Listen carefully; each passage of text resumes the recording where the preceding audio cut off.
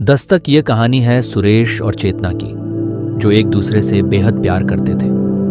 दोनों का प्यार सच्चा था, लेकिन सुरेश गरीब था और इस वजह से चेतना की परिवार के सामने शादी की बात करना उनके लिए मुश्किल हो गया था। चेतना भी सुरेश से बहुत प्यार करती थी, लेकिन परिवार के डर के कारण खुलकर कुछ नहीं कह पाती थी। दोनों का मिलना भी अब चोरी छिपे होता था और वे अपने सपनों को पूरा करने का रास्ता ढूंढने की कोशिश कर रहे। एक दिन चेतना की शादी कहीं और तय कर दी गई। जब चेतना ने सुरेश को यह बात बताई तो सुरेश टूट गया। वह चेतना के बिना जीवन की कल्पना भी नहीं कर सकता था। उसने चेतना से कहा, मैं तुम्हारे बिना नहीं रह सकता। अगर तुम मेरी नहीं हो सकती तो मैं जी नहीं पाऊंगा। चेतना बहुत दुखी हुई, लेकिन वे अपने परिवार के खिलाफ नहीं जा सकती थी। उसने सुरेश से कहा कि वे अलग अलग जीवन जीने के लिए बने हैं। कुछ दिनों बाद चेतना की शादी हो गई और सुरेश का दिल पूरी तरह टूट गया। उसने चेतना से एक आखिरी बार मिलने की गुहार लगाई, लेकिन चेतना ने अपने नए जीवन में कदम रखने के बाद सुरेश से कोई संबंध नहीं रखा। चेतना की शादी के कुछ ही दिनों बाद गांव में खबर आई कि सुरेश ने आत्महत्या कर ली। सुरेश की मौत के पीछे उसकी टूटती उम्मीदें और चेतना के बिना जीने की असमर्थता थी। वह अपने प्यार की असफलता बर्दाश्त नहीं कर पाया और उसने अपनी जान ले ली। गांव में सुरेश की मौत की खबर ने हर किसी को हिलाकर रख दिया और चेतना को भी इस बात का बहुत दुख हुआ। उसने सोचा नहीं था कि सुरेश इतना बड़ा कदम उठा लेगा।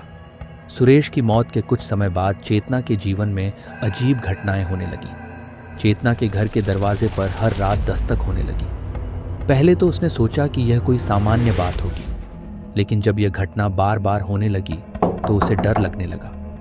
हर बार जब वह दरवाज़ा खोलती तो बाहर कोई नहीं होता। चेतना के मन में एक अजीब सा भय समा गया।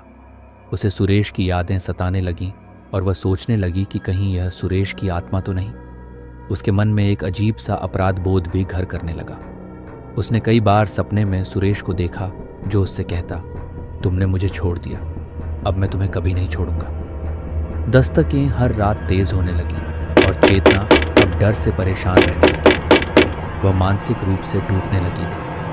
एक रात दस्तक की आवाज़ें इतनी तेज हो गईं कि चेतना डर से कांप उठी। जब उसने दरवाज़ा खोला तो उसे बाहर कोई नज़र नहीं आया, लेकिन उसे सुरेश की आवाज़ सुनाई दी। मैं वापस आ गया हूँ चेतना, तुमने मुझे बुलाया था, अब मैं हमेशा तुम्हारे साथ रहूँगा। चेतना को अब पक्का यकीन हो गया कि यह सुरेश की आत्मा है जो उसे सता रही है। उसने अपने परिवार को इन घटनाओं के बारे में बताया, लेकिन कोई उसकी बातों पर विश्वास नहीं करता।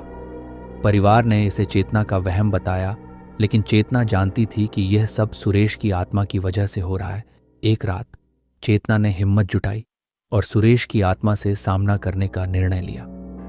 उसने दरवाजे की दस्तक का इंतजार किया और जब वह दस्तक फिर से हुई तो उसने दरवाज़ा खोलकर कहा, सुरेश, अगर तुम हो तो मुझे माफ़ कर दो। मैंने जो किया उसके लिए मुझे माफ़ कर दो। अचानक कमरे में ठंडी हवा का झोंका आया और चेतना को लगा जैसे कोई अदृश्य ताकत उसके पास आ गई। सुरेश की आवाज़ उसके कानों में गूंजने लगी, तुम्हारा माफ़ीनामा मेरी शांति के लिए काफ़ी नहीं है। मैंने जो दर्द सहा वह तुम भी सहोगी।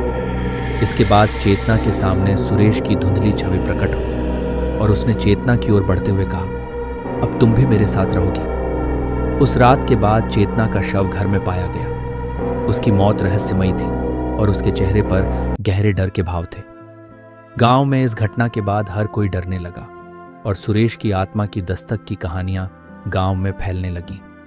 कहते हैं, सुरेश की आत्मा अब भी हर रात दस्तक देती है और जो भी उसकी आवाज़ सुनता है उसे उसका सामना करना पड़ता है। दस्तक एक ऐसी कहानी है जो बताती है कि प्यार की असफलता और दर्द कभी-कभी इस दुनिया से जाने के बाद भी आत्माओं को चैन नहीं लेने देती।